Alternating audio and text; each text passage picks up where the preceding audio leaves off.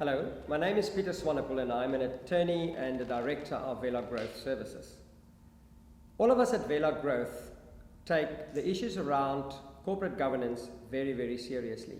And we decided to take a few key issues of the new Act and actually bring them to your attention. We're now going to deal with the duties of directors.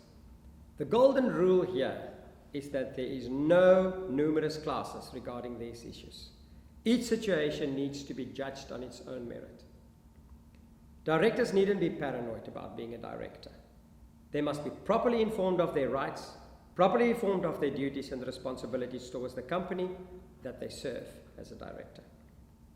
That is why common law plays such a serious role, and that is why all these issues deal more with the way that directors exercise the powers vested in them than the actual powers themselves.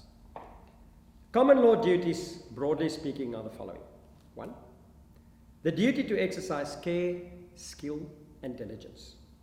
It's a subjective personal test with a particular makeup, history, skill set, etc. 2. The duty to act in the best interest of the company. This is the most important aspect, and we need to understand this one well.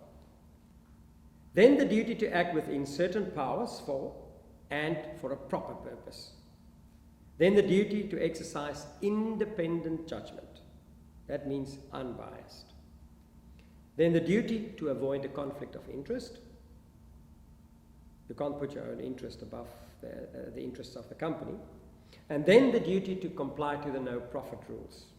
And that means that except when fully disclosed, and except with the consent of the other directors, a director may not profit by using his or her own position as a director of a company.